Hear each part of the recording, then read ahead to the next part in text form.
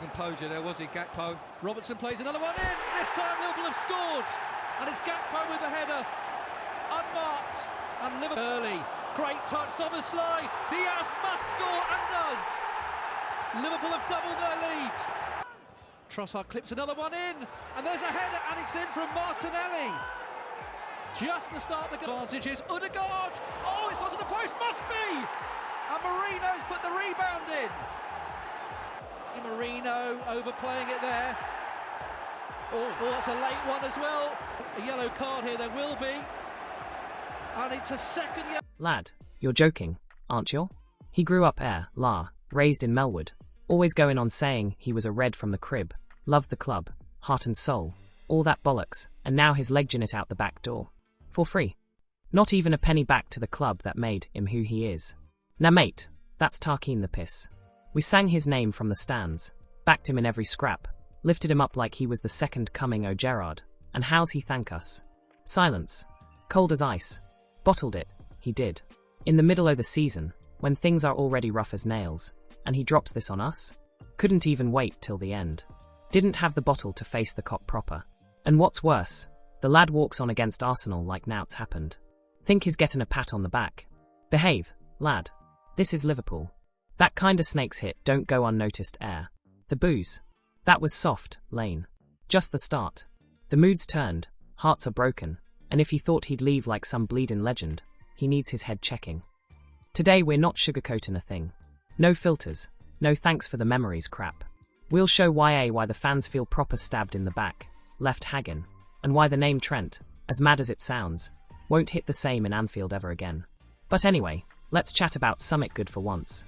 Slot's already got a replacement lined up. We've got the new Hakimi, Yeah, you heard me right. The gaffer's brought in a boss lad to fill in for the snake. Full deets coming up now. But before that, make sure you're subbed to the channel, help us hit the big 1,000 subs, slap that bell icon, and let's crack on. Reds. Let's have it. Lad, this one hurts, proper bad. But sound, I'm right here with YA to lay it all out, heart first, like the cop roaring on a European night. Anfield. Our holy ground, innit. That's where the magic happens, where teams crumble, where 2 goals up means game over 9 times out of 10. But this weekend, mate, something felt off. 3rd time in 7 years, we've bottled a 2-goal lead at home. And believe me, that ain't normal. That's rare. RARE. This is the place where the badge weighs a ton, the crowd carries the team, and the other lot melts second half. But the Arsenal? The bottlers from North London who never win big away. They only went and nicked a point. Not 'cause they played us off the pitch, nah, it was pure luck, bit of grit, and we were off it. They were down to 10 as well. Mikel Merino gets the goal, then gets sent off right after. Straight red, off YA pop. And still, we don't finish 'em off. They equalise. We're stunned. The cops silent, heads in hands. Now get this, last time this happened was back in 2016, against the Geordies. Before that, Leicester in 2015. So yeah, in 7 years, only 3 times we've been 2-0 up at home and not 1. That's madness, Lane. Not normal. That's a shambles. And don't let the Gooners gas themselves up with that resilience chat. They've only won 3 out of their last 11, FFS. That's Conference League form, not title talk. And the Reds they're picking up? 6 sendings off already this season. It's like watching a Sunday League game when everyone's half cut and just flying in. But here's the kicker. This was only the 3rd time in the whole Premier League era that we've not won at Anfield after being 2 up. 3 times, Lane. That's how boss we've been at home. So don't act like this is a new thing. This ain't our level. This was a freak show. Still, don't panic. These lads have given us way more joy than pain. The batch still means summit. The ground still rocks. And any team buzzing off a draw in Anfield. That just shows we're still the benchmark. Let them celebrate their point like it's a trophy. We know what's what. The Giants just reloading, and when we hit the mark again, it's curtains for the lot of M.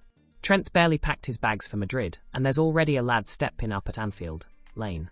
And it's not just some daft rumour, it's straight from Orn's slot himself, our new gaffer who's just landed and already dropping proper truth bombs. Connor Bradley's on another level, physically. Might even be up there with Hakimi, he said. No flinch, dead serious. Mate, comparing our academy lad to Hakimi, one of the best fullbacks in the world at PSG, that's not small talk. That means Slot sees something boss in the lad. Connor's only 21 and already showing his proper class. Full of heart, legs for days and no fear at all. The boss went on, Connor's everywhere on the pitch, like he's got 2 lungs or summit. And you know what? He's right. The lad's flying. But hold up, it's not all rosy. Slot didn't sugarcoat it. Bradley's biggest fight ain't even on the pitch, it's staying fit. Since 2022 he's had 4 bad knocks, kept him out for 232 days. That's mad, that. Proper red flag, innit? Slot said. Hakimi's 26 now, knows how to look after his body. Bradley's still learning. He'll need time and the right setup to hit that level. And here's the kicker, the match against Chelsea. That was his first ever game at Stamford Bridge. Imagine that. He's still taking his first steps on the big stage, but he's already making noise. He's played 49 games for us so far, 17 starts, not bad. But Slot don't care about numbers, Lane. What matters is being available week in, week out. You don't become a legend sitting in the physio room. You only become great if you're always ready. That's what he's got to show now. Slot laid it out clean. Even with all that, the mood around Anfield's buzzing. We all know Loz and Trent hits hard. He's one of our own, a top lad. But the fans and staff are starting to believe Bradley could be the next one to tear it up. Maybe even do bits beyond what Trent did, if he stays fit and steady. Bradley's got everything the modern game asks for. Pace, aggression, discipline, knows when to bomb forward and when to tuck in. And the best bit? He's one of the lads, raised with the badge in his heart. With Trent off to the Bernabeu, you've got to ask, are we watching the rise of the next Anfield icon? If you ask on Slot, there's no doubt. The new boss reckons the next monster's already here, and he's hungry. So here's your warning, Europe, we might lose legends, but we never stop producing them. Up the Reds. Quality mafiosa, la. Press reacts to Liverpool's unprecedented response to Alexander-Arnold. So, the press has absolutely battered Trent, hasn't it? Forget about the 2-2 draw with Arsenal, 'cause that's not even the story today. What really got the headlines was the absolute shocker of a moment when Trent got booed by his own fans at Anfield. Can you believe that? The lad who's been one of our own for years now, getting hammered by the cop. We all know the result was a bit meh, like. We were 2-0 up with Gakpo and Diaz getting the goals, and then Arsenal snatched it, Martinelli and Marino popping up to ruin our day.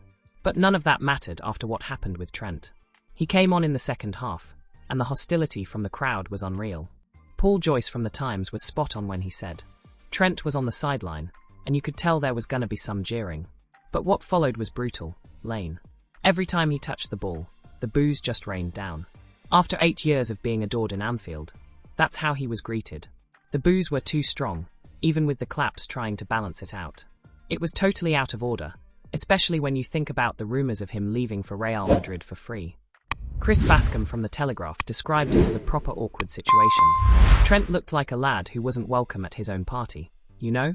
The boos started during warm-ups, even before the game, and when he came on, they just got louder. Then Arsenal equalised, and Marino did Trent dirty, right behind him to score. The cop was having none of it. Just 7 days ago, Trent was one of ours, and now, it looks like he's off to Madrid on his own. Rich Jolly from The Independent added some insight from the changing rooms. Everyone knew since March, yeah. The gaffer and the lads were well aware he was leaving. But the emotional hit was unavoidable. Andy Robertson had his back, though, saying, he's an incredible player and an incredible person. But you could feel it. The fans feel proper betrayed, not just 'cause of the money we're losing, but 'cause Trent's turning his back on the club that made him. Jonathan Liu from The Guardian put it best. This reaction, right, shows how little the game even mattered in the grand scheme. If we were fighting for a title, the crowd might have been more restrained. But this is Liverpool, a city where loyalty is everything, but it's conditional, you know? There's no halfway here. What we saw was like a public shaming, a mafia-quality kind of rejection. A proper message to anyone. You're either in, or you're out. And now, with Trent's time at Anfield looking like it's about to wrap up, it's a sad end to a mad love story. In it, what was once admiration and pride is now tainted with disappointment and mistrust. What should have just been a dead rubber at the end of the season turned into a proper emotional gut punch for us all at Anfield.